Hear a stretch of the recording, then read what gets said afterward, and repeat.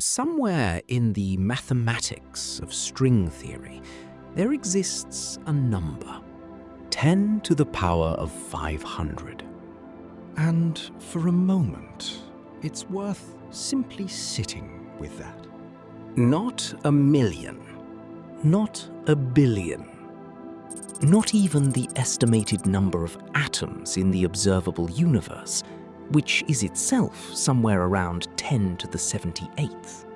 This number is so far beyond all of that, so far beyond any analogy drawn from ordinary experience, that no comparison from everyday life can quite reach it. And yet it doesn't come from philosophy, or speculation, or imagination. It comes from equations.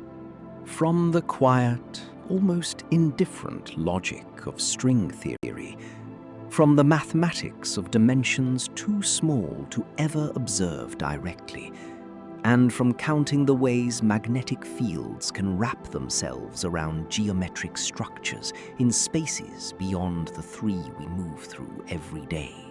If the theory is right, somewhere inside that vast numerical expanse is our universe. Just one. Specific. Apparently improbable. How physics arrived at this place is a story worth following slowly, without rushing toward any conclusion. For most of the 20th century, physicists carried a quietly held belief. The equations describing nature at its most fundamental level, governing particles, quantum fields, the forces between them, were expected, once fully worked out, to yield a single answer. One set of particle masses, one set of force strengths, one universe. The beauty of physics, as its practitioners understood it, lay in that sense of necessity. The constants of nature weren't arbitrary. They were the inevitable result of mathematics that couldn't have come out any other way. This wasn't wishful thinking. History had given physicists reason to believe it. James Clerk Maxwell's equations of electromagnetism, written down in the 1860s, produced a unique prediction for the speed of light, not as a free variable, but as a fixed consequence of the theory itself. Einstein's general relativity, set down in 1915, predicted the precise deflection of starlight by the sun's gravity before anyone had gone out and measured it. The standard model of particle physics, completed in the 1970s, predicted the W and Z bosons at specific masses before the accelerators capable of finding them had even been built. The physics was, again and again, a way of arriving at unique and testable predictions through mathematical logic alone. When string theory emerged as a serious candidate for a unified theory in the 1980s, it carried that same expectation.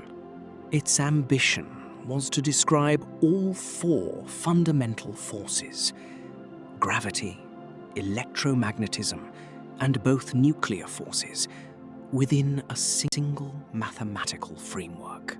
The fundamental objects weren't point particles anymore, but tiny vibrating strings, and different vibrational patterns of those strings corresponded to different particles. Gravity, which had resisted every previous attempt to fit it inside quantum field theory, arose naturally here as one of those vibrational modes. For the first time, there seemed to be a framework large enough to hold everything. The theory required extra spatial dimensions, not the 3 we move through, but 10 in the original formulations, later extended to 11 in the broader framework called M-theory. These extra dimensions, the mathematics insisted, to be curled up into shapes far too small to detect. Their size was estimated at around 10 to the negative 33 centimeters, the Planck scale, where the effects of quantum gravity begin to matter. Those compact extra dimensions needed a specific geometric shape, and physicists expected that shape would be unique. It wasn't. The class of geometric shapes that satisfy string theory's consistency conditions belongs to a vast family called Calabi-Yau manifolds, named for Eugenio Calabi, who first conjectured their existence in 1954, and Xing-Tung Yau, who proved that conjecture in 1977. A Calabi-Yau manifold is a six-dimensional space with a precise set of mathematical properties, conditions that preserve just enough symmetry in the resulting physics to keep the theory consistent. What became clear, gradually and then all at once, was that the number of distinct Calabi-Yau topologies is not small. Early databases catalogued hundreds of millions of distinct forms. The true count remains, to this day, an open question in algebraic geometry. And each distinct shape, when used as the compact dimensions of string theory, produces a distinct four-dimensional physics. Different particles, different force strengths, different values for the fundamental constants, different universes. But the geometry was only part of it. These compact spaces aren't empty. They're threaded by generalized magnetic fields, what the theory calls fluxes, which wrap around the topological features of the manifold the way a magnetic field might wrap around a loop of wire. These fluxes can't take arbitrary values. Like the energy levels of an electron inside an atom, they're quantized. They must be integer multiples of a fundamental unit, and each distinct assignment of integer flux values across all the topological cycles of a given manifold constitutes a distinct solution, a distinct vacuum state of the theory, with its own set of physical laws. In 2000, Raphael Bousso and Joseph Polchinski published a paper that made the scale of this explicit. A typical Calabi-Yau manifold contains around 500 independent topological cycles. Each cycle can carry roughly 10 distinct quantized flux values, constrained by a global consistency condition. The total number of valid configurations scales as 10 raised to the power of 500. That is where the number comes from. It's not an estimate of cosmic age or distance or anything observable. It's a counting of distinct, mathematically self-consistent solutions, distinct possible sets of physical laws, produced by the internal logic of a single theoretical framework. Now imagine pulling back, past all that intricate geometry, outward to the full breadth of the observable universe. 10 billion light-years in any direction. The James Webb Space Telescope records galaxies so ancient that their light left before the solar system existed. And every one of those galaxies, every star burning inside them, formed only because the physical constants of this universe hold the particular values they do. Change those constants, even modestly, and the galaxies dissolve before they can take shape. Stars never ignite. Carbon never forms. And so a quiet question settles in, one that will drift gently through everything that follows. If these solutions are real, if each one describes a genuinely possible universe, then what determines which one we happen to inhabit? What selects, from among 10 to the 500 possibilities, this specific arrangement of physical laws, the one that allows structure to exist at all? No one, as yet, fully knows. There's another question resting nearby, equally unresolved. The compact extra dimensions in string theory, those 6 curled directions too small to ever observe, must settle into one particular Calabi-Yau shape rather than another. Something has to stabilize that choice, hold it fixed, keep it from drifting. How that stabilization happens, and whether it happens the same way everywhere, is something the mathematics hasn't yet answered cleanly. And here, a quiet question drifts through everything that follows. If these solutions are real, if each one describes a genuinely possible universe, then what determines which one we happen to inhabit? What selects, from among 10 to the 500 possibilities, the specific arrangement of physical laws that allows anything like structure to exist at all? A separate wonder rests nearby, equally unresolved. The compact extra dimensions in string theory, those 6 curled directions too small to ever observe, must settle into one particular shape rather than another. Something must hold that choice fixed, prevent it from drifting. How that stabilization happens, and whether it happens the same way everywhere, is a question the mathematics hasn't yet answered cleanly. And beneath both of these, a quieter puzzle waits. The vast collection of string theory solutions isn't simply a count. It's a kind of terrain, a landscape of possibilities with its own topography, its own deep valleys and wide plateaus. Whether that terrain has a shape that physics can meaningfully move through, whether it allows any principled path from mathematics to prediction, has accompanied theoretical physics like a low, persistent note for more than 2 decades. What is known is that the problem grew sharper in 1998 when 2 independent teams of astronomers pointed their telescopes at distant Type 1a supernovae and measured something they hadn't expected. The expansion of the universe was not slowing down.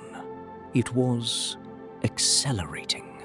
Something was pushing space apart, a form of energy woven into the vacuum itself, what Einstein had once called the cosmological constant, and then quietly set aside, now seemingly real and measurable. The measured value of that constant is extraordinarily small. In Planck units, it sits at approximately 10 to the negative 120. Quantum field theory predicts that vacuum fluctuations should produce a cosmological constant many orders of magnitude larger than what we actually observe. The gap between those 2 numbers is the most severe fine-tuning problem in all of modern physics. A universe with a cosmological constant even modestly larger than the one we have would expand far too quickly for gravity to draw matter together into galaxies. Stars would never form. The specific smallness of this constant is a precondition for the existence of any structure at all. And somewhere within all of that lies the possibility that the mathematics already contains the answer, quietly folded into the very counting of solutions that seemed, at first, to be the problem itself. Somewhere in the dense arrangement of string theory solutions, there exist configurations whose cosmological constant matches the observed value with the precision required. That arrangement isn't too sparse to contain our universe. It's fine-grained enough to make that match almost certain. Whether that certainty is a triumph of mathematics or the beginning of something far more difficult to understand is a question that has occupied theoretical physics for more than 20 years. And just beneath that question lies the machinery itself, the specific geometric and physical construction that physicists built to explain how these solutions become stable, how they persist rather than collapsing, and why the universe we observe carries the particular character it does. That machinery was built on a foundation stranger than almost anything else in 20th century physics. The idea that the fundamental constituents of matter aren't points at all, but infinitesimally small, one-dimensional filaments of energy, vibrating in patterns that determine everything we call a particle. String theory didn't arrive fully formed. Its early shape emerged in the late 1960s from an unexpected direction. Attempts by Gabriele Veneziano and others to describe the strong nuclear force using a mathematical framework called the dual resonance model. Those early equations turned out to describe something more radical than anyone had intended. They described objects with length, extended objects, strings. By the mid-1970s, physicists John Schwartz and Joel Shirk recognized that one particular mode of vibration in those string equations corresponded precisely to the properties of the graviton, the hypothetical carrier of gravity. A theory built to describe nuclear forces had quietly drifted into a description of gravity itself. That realization shifted the theory's ambition entirely. If a single vibrating string could, in different modes, manifest as an electron, a photon, a quark, or a graviton, then one unified framework might describe all particles and all forces at once. The electron's mass, the strength of electromagnetism, the behavior of gravity, all of it potentially encoded in the geometry of vibration. But there was a price. The mathematics of string theory was only consistent when the strings vibrated in more than 3 dimensions of space. The equations required 10 spatial dimensions, 6 more than the 3 we move through. This wasn't a suggestion. It was built into the algebra itself. Remove the extra dimensions, and the theory became mathematically incoherent, generating negative probabilities and other results that meant nothing physically. The extra dimensions weren't optional, they were structural. And so the question became, if 6 additional dimensions exist, why can we not detect them? The answer physicists arrived at is called compactification. The extra dimensions aren't absent, they're curled up, folded into themselves, at a scale so small that no experiment yet conducted could reach them. That scale is near the Planck length, roughly 10 to the negative 35 meters, smaller than an atomic nucleus by a factor of roughly 10 to the 20th power. Picture an ordinary garden hose seen from a great distance. From far away, it appears as a single line, one-dimensional. But up close, it has a second dimension, a small circular cross-section wrapped around its length. The extra dimensions of string theory are something like that, only 6 of them, folded into geometries far more elaborate than a simple circle. The particular geometry into which those 6 dimensions curl is not arbitrary.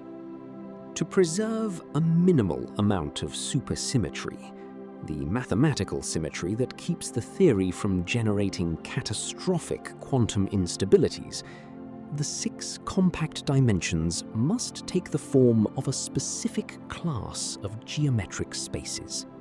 These are called Calabi-Yau manifolds, named for mathematicians Eugenio Calabi and Xingtung Yau, whose work in differential geometry first established the existence and properties of these spaces. A Calabi-Yau manifold is defined by 2 conditions. It must carry a special internal symmetry known as SU3 holonomy, and its first Chern class must vanish.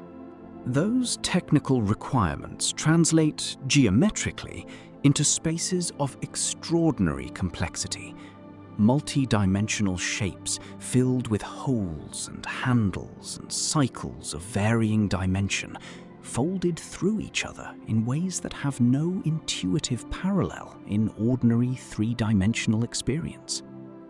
What matters, physically, is that the specific shape of the Calabi-Yau manifold determines the physics of the 4-dimensional universe it produces. There's a name for what physicists found. It's called compactification. The extra dimensions aren't missing.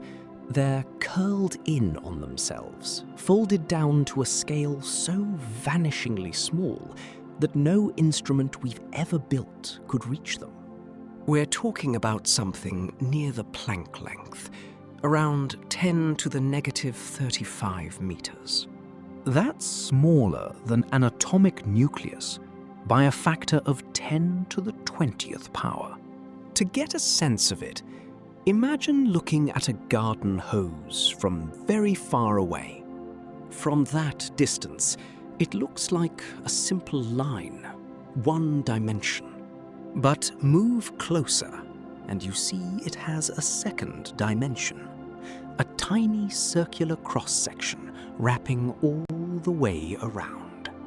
The extra dimensions of string theory work something like that, except there are 6 of them, and the shapes they fold into are far more intricate than anything as simple as a circle. The geometry those 6 dimensions take isn't left to chance. To preserve a particular mathematical symmetry, one that keeps the theory from collapsing under its own quantum instabilities, those 6 compact dimensions have to curl into a very specific class of shapes. These are called Calabi-Yau manifolds, named for the mathematicians Eugenio Calabi and Xingtung Yau, who worked out the existence and properties of these spaces through differential geometry.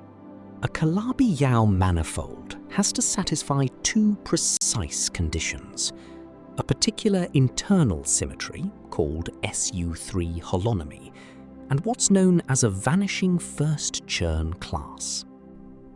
Translated out of the mathematics, what those requirements produce are spaces of remarkable complexity, multi-dimensional forms riddled with holes and handles and interlocking cycles, folded through each other in ways that have no real equivalent in the 3-dimensional world you can picture with your eyes closed in the dark.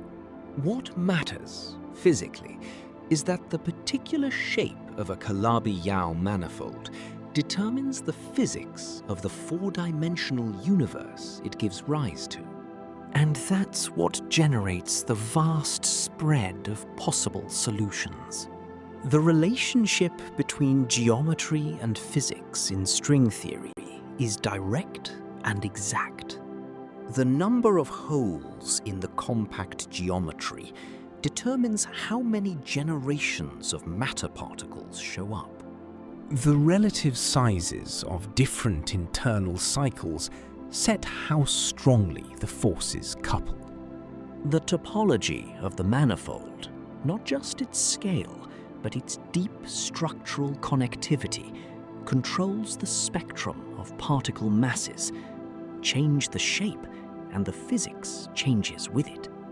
A different Calabi-Yau geometry means a different electron mass, a different strength for the strong nuclear force, a different rate at which the universe expands. Everything shifts together as one. The number of distinct Calabi-Yau geometries is not small. Catalogues of these spaces, among them the Kreutzer-Skark list, compiled from algebraic geometry, document hundreds of millions of distinct reflexive polyhedra from which Calabi-Yau manifolds can be built. Each carries its own topological signature, its own inventory of cycles, its own set of structural characteristics, and each one, run through the machinery of string theory, produces a different four-dimensional physics. And then the count deepens further, because geometry isn't the only variable. Threaded through the cycles and holes of each Calabi-Yau shape are what physicists call fluxes, field configurations, not unlike magnetic fields, but extending across multiple dimensions at once. These fluxes are quantized, meaning they can't vary continuously. They have to be integer multiples of some fundamental unit. In a typical compactification, with several hundred independent cycles, each cycle can carry its own integer flux value. The number of ways to arrange those integer values across all the available cycles, while still satisfying the consistency condition known as tadpole cancellation, is itself staggeringly large. Picture it this way. Imagine 500 rooms, and into each room you need to place somewhere between 0 and 9 identical objects, with the total count across all the rooms held to a fixed budget. The number of valid arrangements is already enormous. In the string theory solution space, those rooms are topological cycles, the objects are flux quanta, and the valid arrangements number not in the millions or billions, but in something approaching 10 to the 500th power. Each distinct flux arrangement, paired with a specific Calabi-Yau geometry, represents a different point in that solution space, a different universe. Its own cosmological constant, its own particle masses, its own force strengths.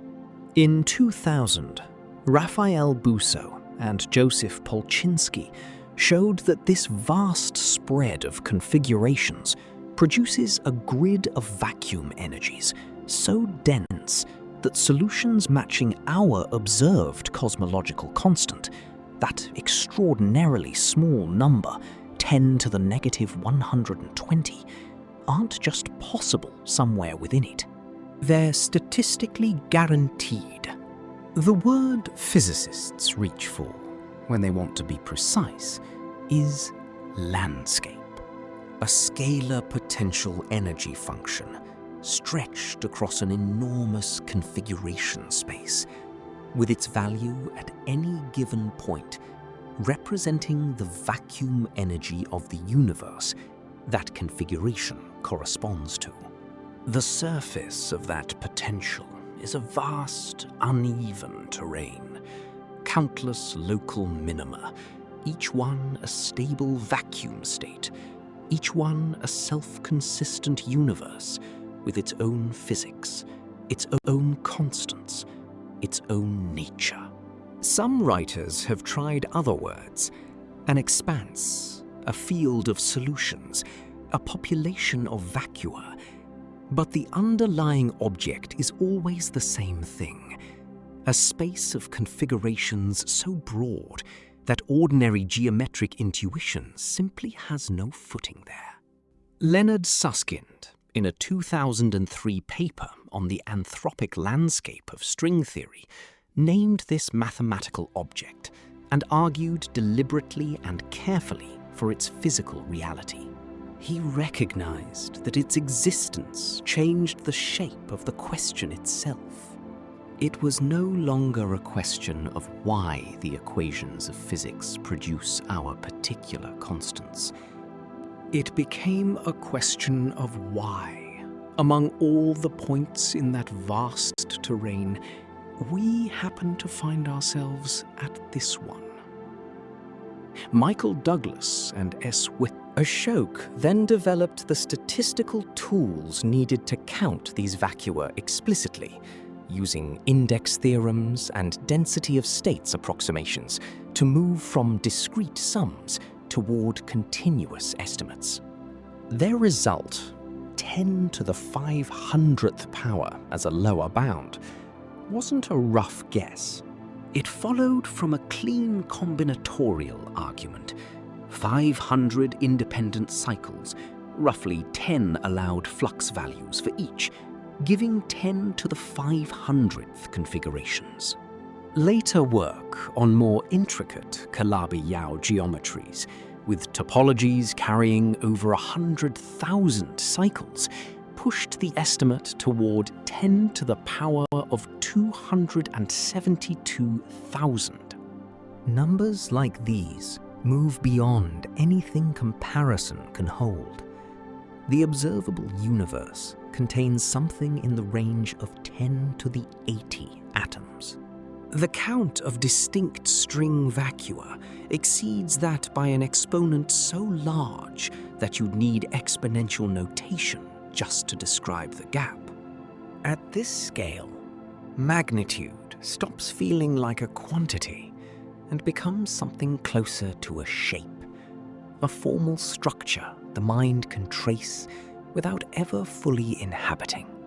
And yet, each of those solutions is, by the internal logic of the equations, a self-consistent physical environment. A universe with its own particle content, its own forces, its own unfolding history.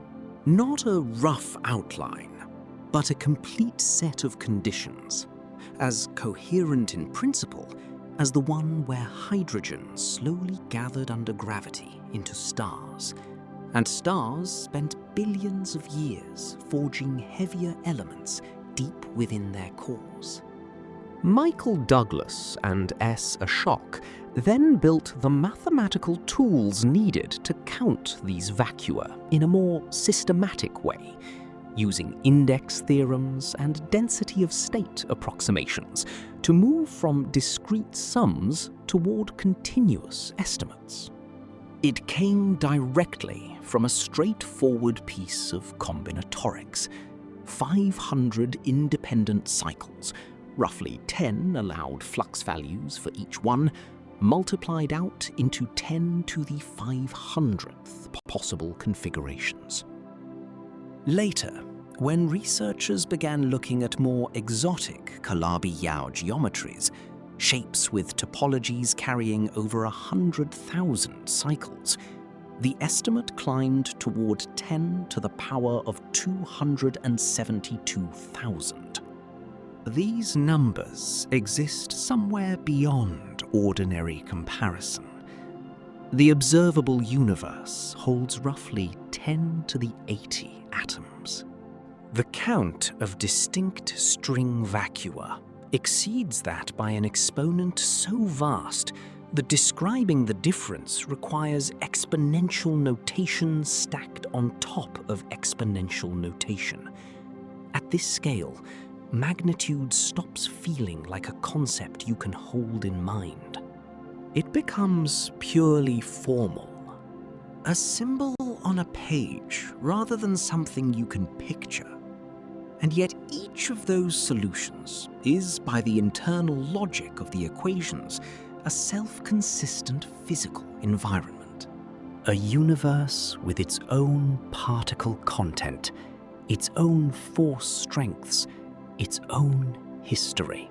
Not a sketch or an approximation, a complete set of conditions, as coherent in principle as the one in which hydrogen gathered into stars, and stars slowly forged heavier elements deep within their cores. What hasn't been touched yet is what makes any particular solution hold together, why a given configuration of compactified geometry keeps its shape rather than dissolving into another. A Calabi-Yau manifold has free parameters called moduli, numbers describing its radii, its angles, the sizes of the cycles winding through its interior. Without something to pin them in place, those parameters float freely. The compactification becomes unstable. The solution doesn't last. It's a valley with no floor. The answer was worked out in the early 2000s by Cattru, Kalosh, Linde, and Trivedi, a framework now known simply as KKLT after their initials. What stabilizes the moduli, it turns out, is quantized flux. These are field configurations that thread through the compact cycles, much the way magnetic field lines pass through a loop of wire. Because flux is quantized, it can only take certain discrete values. Each choice of flux value through each independent cycle contributes a potential energy that depends on the moduli. When you combine all those contributions across hundreds or thousands of cycles, the result is a potential energy surface with an astronomically large number of local minima. At each minimum, the moduli settle. The geometry holds its shape. The solution persists. This is where the enormous counts come from. Choosing a flux configuration means picking one integer from an allowed range for each cycle. 500 cycles, roughly 10 allowed values each. The combinatorics follow directly from the physics of stabilization, not from some abstract counting exercise imposed from outside. Each stable minimum is a distinct physical environment with its own fixed values for the constants of nature. A fixed cosmological constant, fixed particle masses, fixed coupling strengths. And the stabilization itself isn't a separate assumption layered on top of everything else.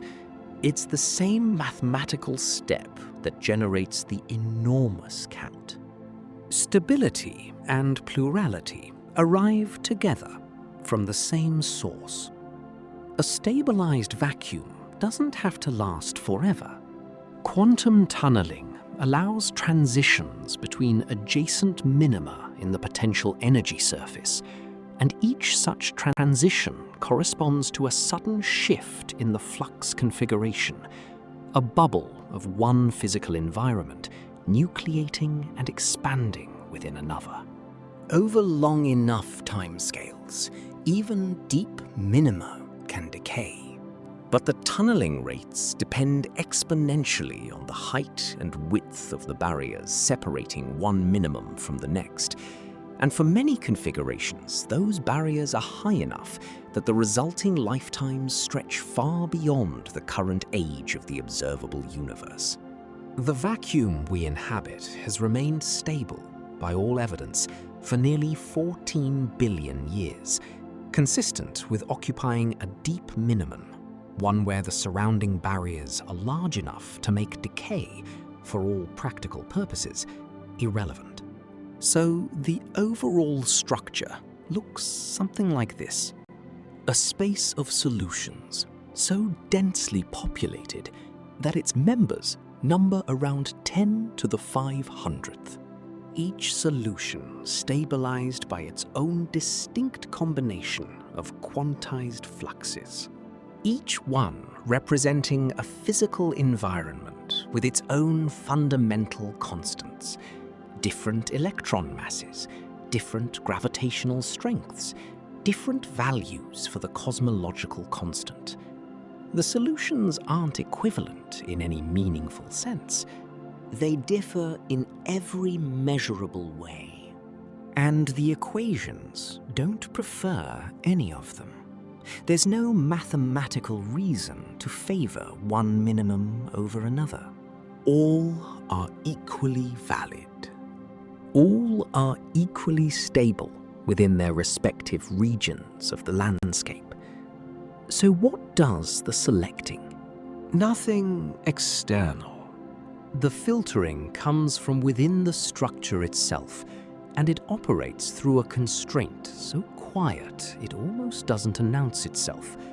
A physical environment can only be observed from within if it allows observers to exist in the first place.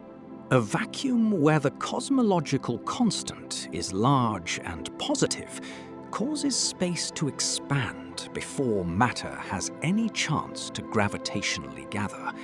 No galaxies form, no stars ignite, no complexity accumulates. A vacuum where the cosmological constant is large and negative leads to rapid recollapse before structure has time to grow. Only configurations where the cosmological constant sits close to zero allow the gravitational condensation that produces anything capable of making measurements. Among the vast number of stabilized solutions, that single restriction selects a subset, still enormous in absolute terms, but narrow relative to the whole. This isn't an argument from design.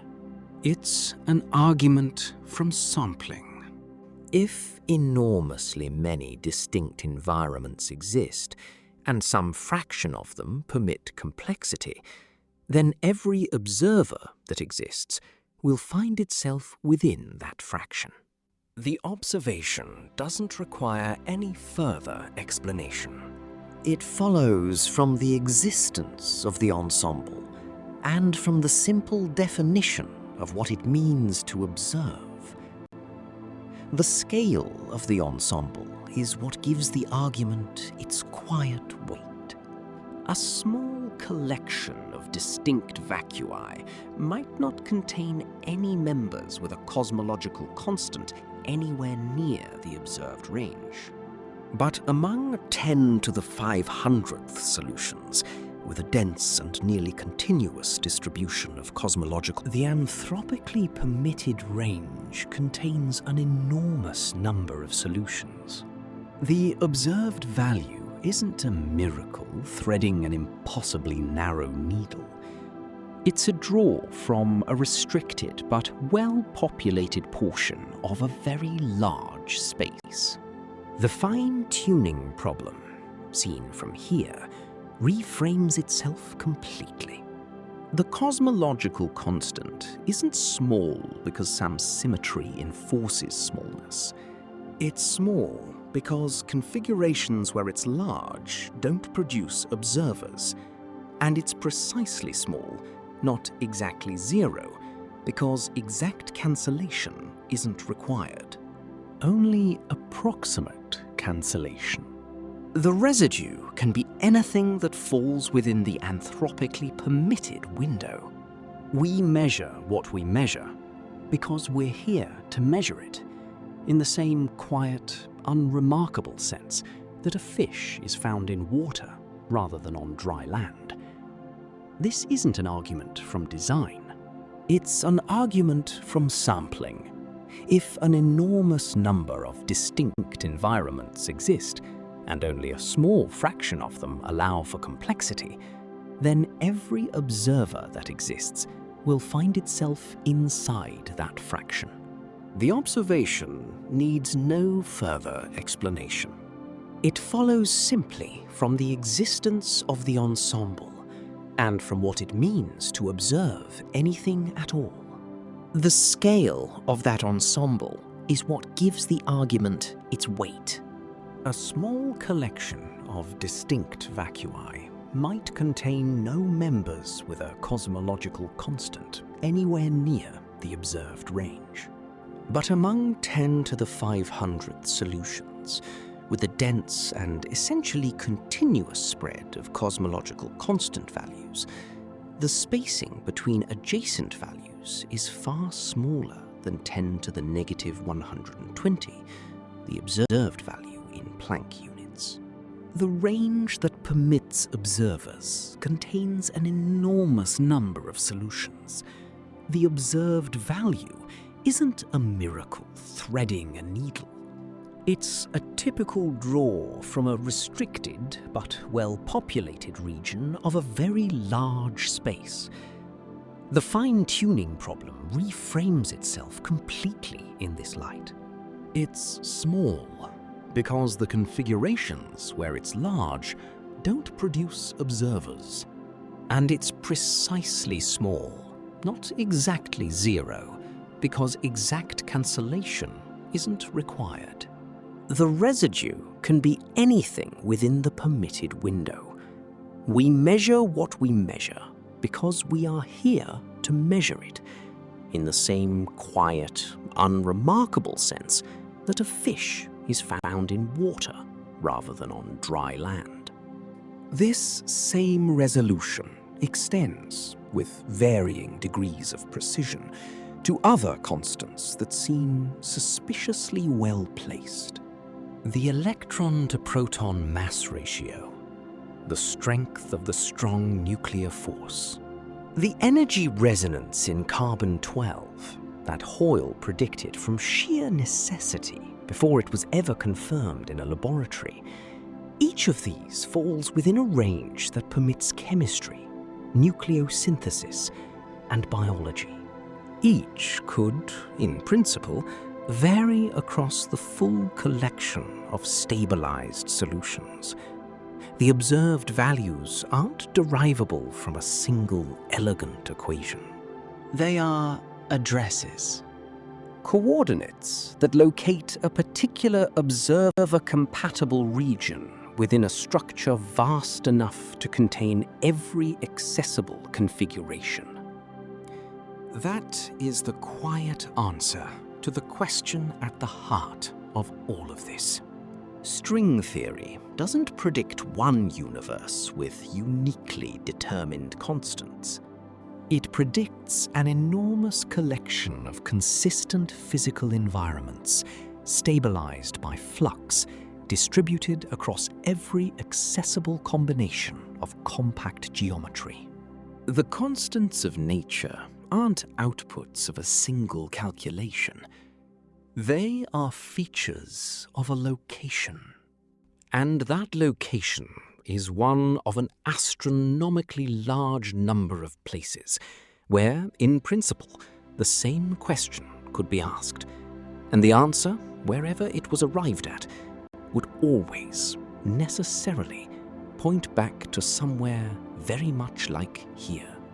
Just beyond that lies the deeper question of whether any of this can be tested at all, whether any observation made within a single vacuum could confirm or constrain what lies outside it, and what it would mean for physics if the answer turned out to be yes or no, or something more oblique than either.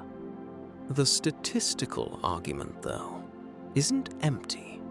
Weinberg's 1987 prediction of the cosmological constant's order of magnitude, derived from anthropic reasoning alone, succeeded where every symmetry argument had failed. That success doesn't prove the landscape is correct, but it does suggest that observer selection, applied to a large ensemble of vacua, carries genuine predictive power. Constrained, probabilistic, but real. Whether that power is sufficient to count as a scientific explanation is a question that hasn't been fully settled.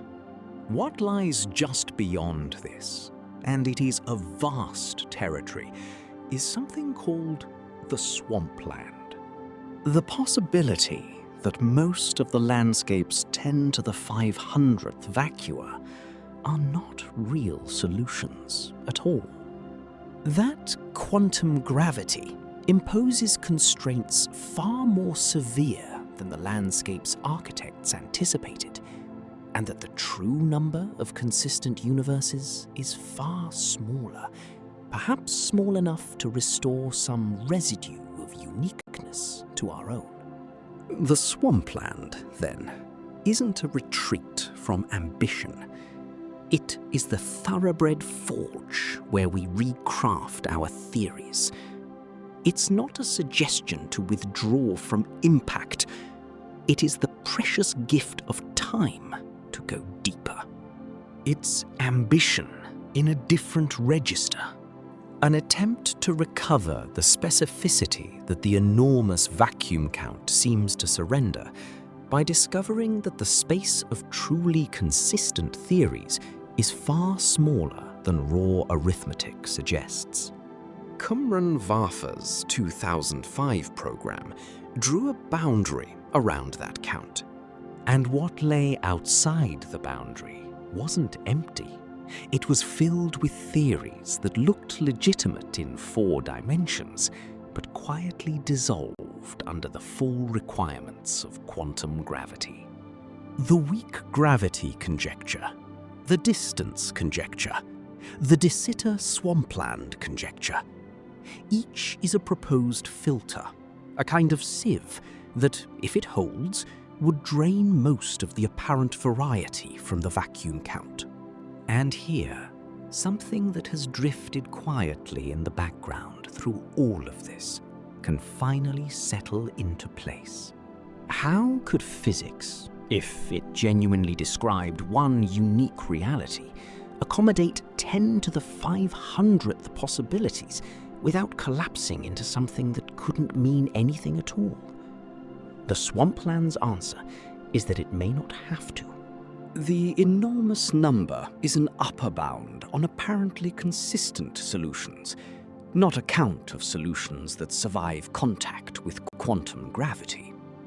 The emerging evidence from string dualities suggests most don't survive. The remaining territory, though still large, is more constrained than the original arithmetic implied.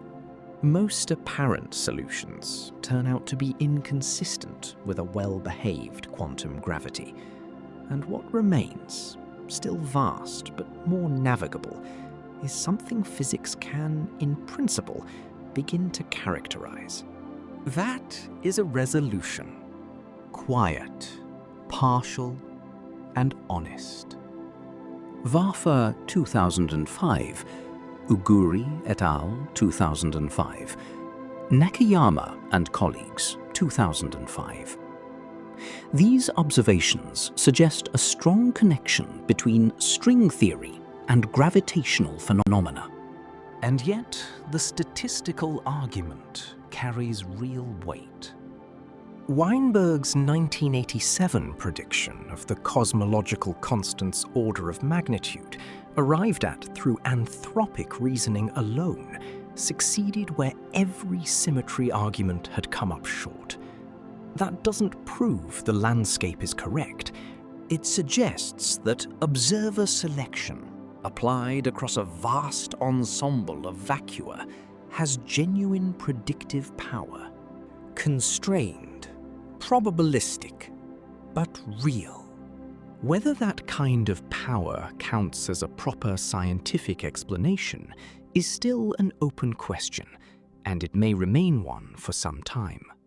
Just beyond that question lies a territory called the Swampland, the possibility that most of the landscape's 10 to the 500th vacua aren't real solutions at all.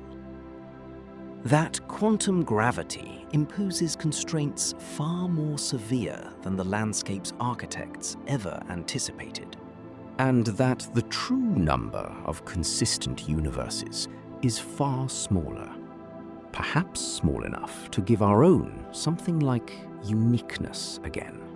The Swampland isn't a retreat from ambition.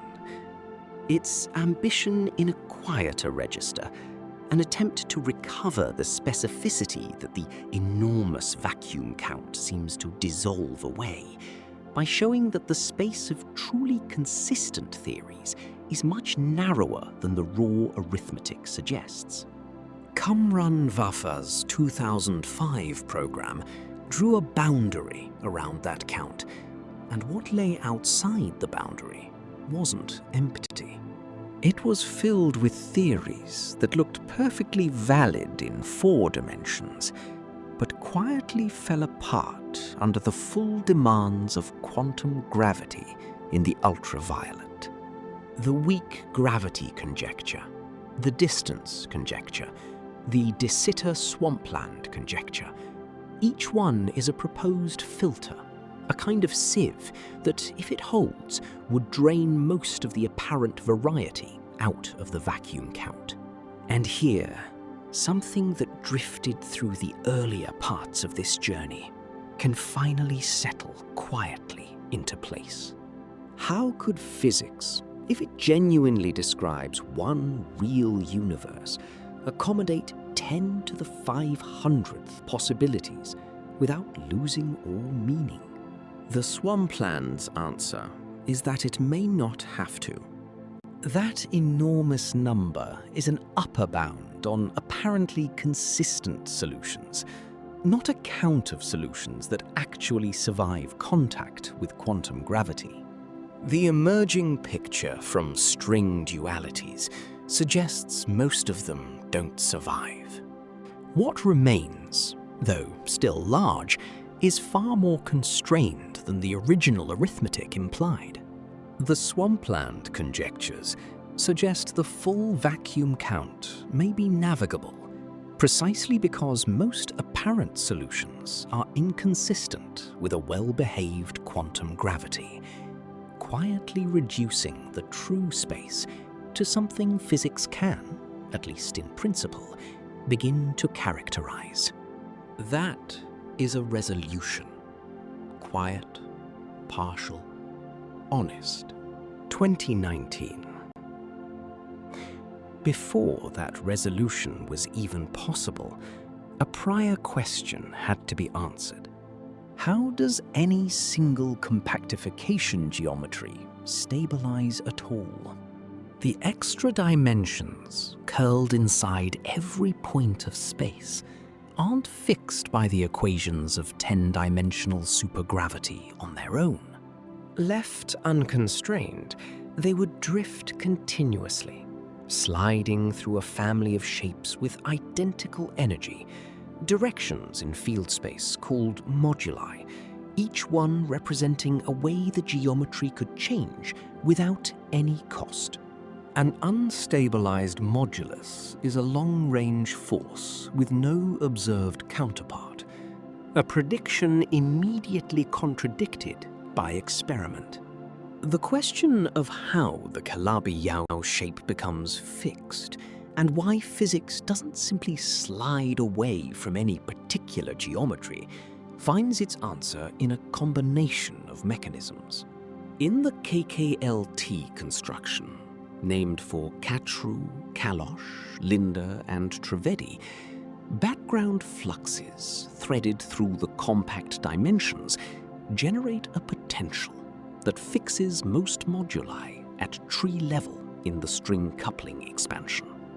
Non-perturbative effects, instantons wrapping internal cycles, and gaugino condensation in a hidden gauge sector, Then lift the remaining flat directions and stabilize the volume modulus itself. Catrou et al. The large volume scenario extends this further, allowing stabilization at exponentially large internal volumes, where corrections are controlled and the approximations remain reliable. Balasubramanian et al. They proposed a new bookmark for glossaries by taking advantage of the frequency of such terms. They found that terms which also appear in the glossaries tend to be more frequent. As they make sense to appear in index or glossaries, they are likely to be key concepts. The challenge, then, is how to identify these terms. In both cases, the mechanism isn't elegant in the sense of being simple. It assembles fluxes, quantum corrections, and non-perturbative contributions into a careful balance. But the balance exists. And it fixes the geometry, pinning the Calabi-Yau shape to a particular point in the space of possible forms, determining from that point the masses, couplings, and constants of the four-dimensional physics below. That fixing is what makes the framework a genuine prediction machine, rather than simply a collection of free parameters. Whether the fixed points it predicts match our universe is the harder question, and it remains open. And here, a second quiet resolution arrives. The question that drifted through earlier sections, whether the cosmological constant's extraordinary smallness would ever find a home in any rigorous framework, has at least a partial answer. Weinberg's 1987 calculation gave it 1, and the stabilized vacuum structure supplies the ensemble that makes Weinberg's reasoning coherent rather than merely suggestive. The smallness isn't derived from a single equation. It's selected. The universe expands at the rate it does, not because some unique solution demanded it, but because a vacuum with a much larger constant would have torn apart the matter that eventually became galaxies and the slow, patient chemistry of observers.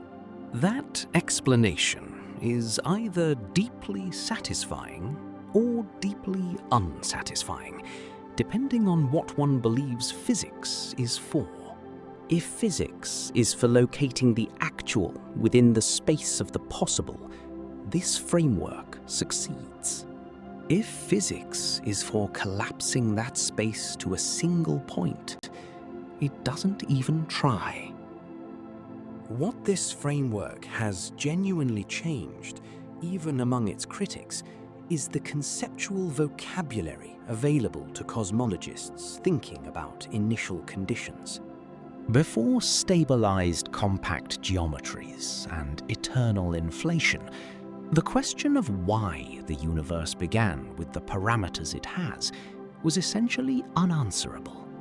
The parameters were either brute facts, or they waited for some future unified theory to derive them. The ensemble of stabilized vacua transformed that question into a statistical one, which is at least a question one can sit with and analyze. Whether the analysis is correct is separate from whether it's coherent, and it is, at minimum, coherent. It gives cosmologists a language for discussing the logical space of possible universes, and that language has proven useful even to physicists who have no interest in believing in a physical multiverse. The Dark Energy Spectroscopic Instrument, releasing early data across 2024 and 2025, has begun probing whether dark energy is truly constant or whether it shifts slowly with time. A static cosmological constant would favor the picture of a metastable stabilized vacuum. A dynamic dark energy A rolling scalar field, what theorists call quintessence, would favor the de Sitter Swampland conjecture's insistence that no true stable minimum exists. Preliminary reconstructions suggest a potential that isn't perfectly flat. A dark energy that may be slowly, quietly changing.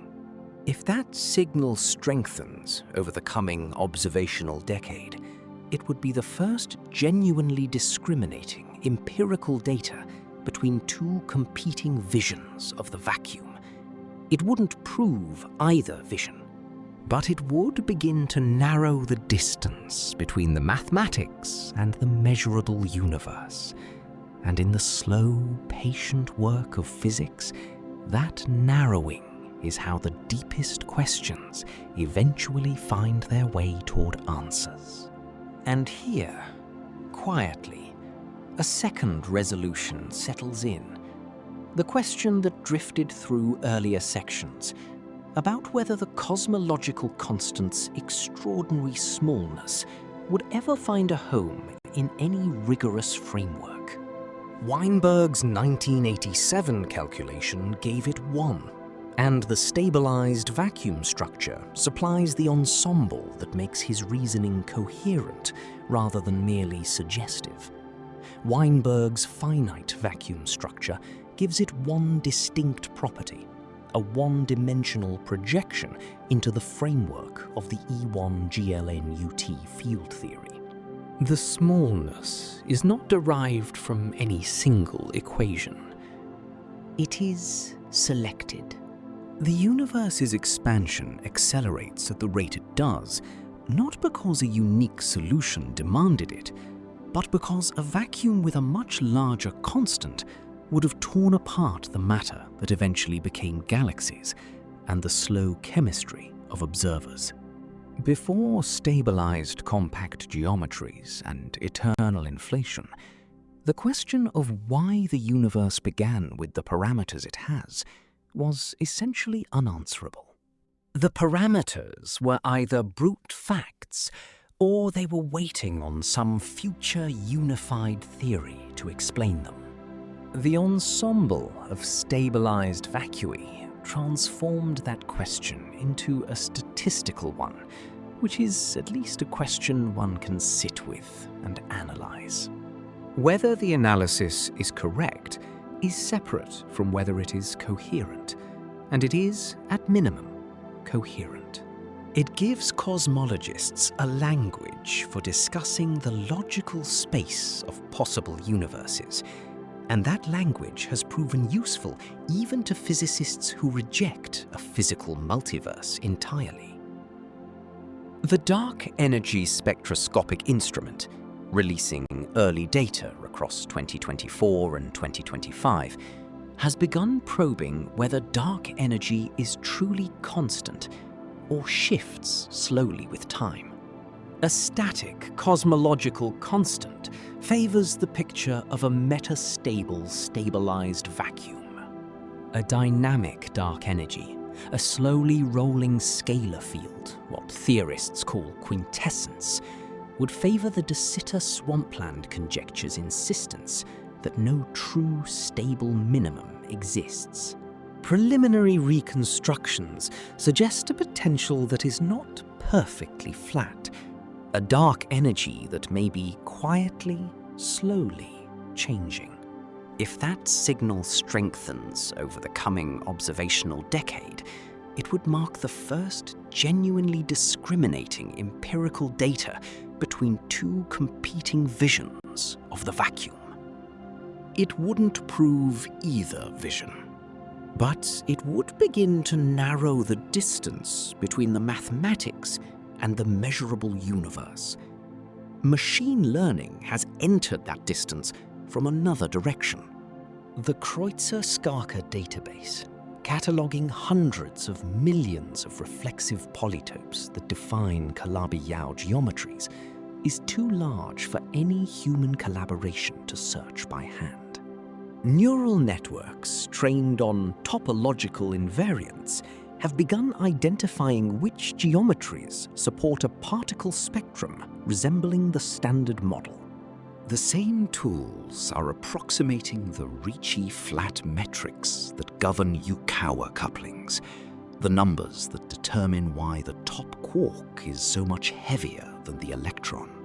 When those metrics are computed reliably, the bridge between compact geometry and measured particle masses may finally become passable. What remains, settling at the end of this long mathematical journey, is a picture both more and less than physics once hoped to find. More, because the space of consistent universes turns out to be richer and stranger than any single theory could contain. Less, because that richness comes at the cost of the classical ideal, the hope that mathematics, taken far enough, would leave the universe with no choice but to be exactly as it is. The Calabi-Yau manifolds, curled inside every point of space, if string theory is correct, encode a geometry that determines everything, from the mass of the electron to the rate at which the universe expands. Those manifolds are invisible, and they will remain invisible. No instrument yet conceived could resolve structure at the scale where their topology operates. The equations that describe them are exact. The universe they describe may be one among vast numbers of others, each shaped by a different threading of flux through a different stabilized geometry, each equally silent to every observer within it. The mathematics reaches all of them. Our instruments reach none of them. And between those two facts, the work continues, careful, patient, and unhurried as the expansion of space itself, which moves outward at the same rate in every direction, indifferent to being observed, carrying its geometry with it into distances that no signal will ever cross. 2019. Before that resolution was even possible, a prior question had to be answered. How does any single compactification geometry stabilize at all?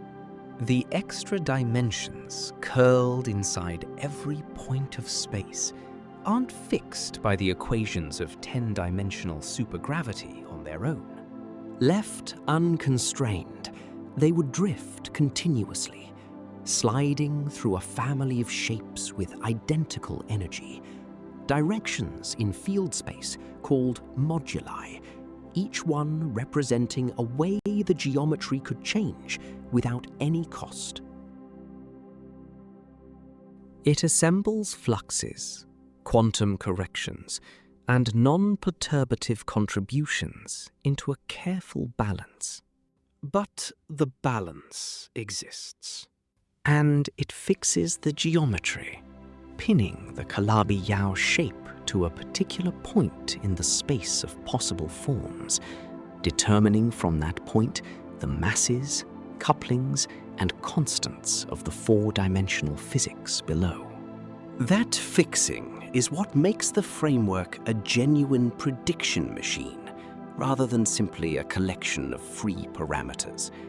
Let the weight of the scientific words carry the emotion. Keep inflections subtle and sophisticated, avoiding any sudden dramatic spikes in energy. Whether the fixed points it predicts match our universe is the harder question, and it remains open. And here, a second quiet resolution arrives. Whether the analysis is correct is separate from whether it's coherent, and it is, at minimum, coherent. The Dark Energy Spectroscopic Instrument, releasing early data across 2024 and 2025, has begun probing whether dark energy is truly constant or whether it shifts slowly with time. A static cosmological constant would favor the picture of a metastable, stabilized vacuum. A dynamic dark energy, a rolling scalar field, what theorists call quintessence, would favor the de Sitter Swampland conjecture's insistence that no true stable minimum exists. Preliminary reconstructions suggest a potential that isn't perfectly flat. A dark energy that may be slowly, quietly changing. If that signal strengthens over the coming observational decade, it would be the first genuinely discriminating empirical data between two competing visions of the vacuum. It is selected. The universe's expansion accelerates at the rate it does, not because a unique solution demanded it, but because a vacuum with a much larger constant would have torn apart the matter that eventually became galaxies and the slow chemistry of observers.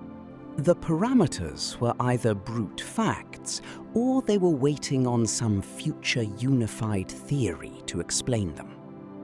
The ensemble of stabilized vacua transformed that question into a statistical one, which is at least a question one can sit with and analyze.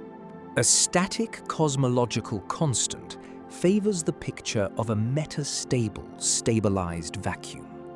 A dynamic dark energy, a slowly rolling scalar field, what theorists call quintessence, would favor the de Sitter Swampland conjecture's insistence that no true stable minimum exists.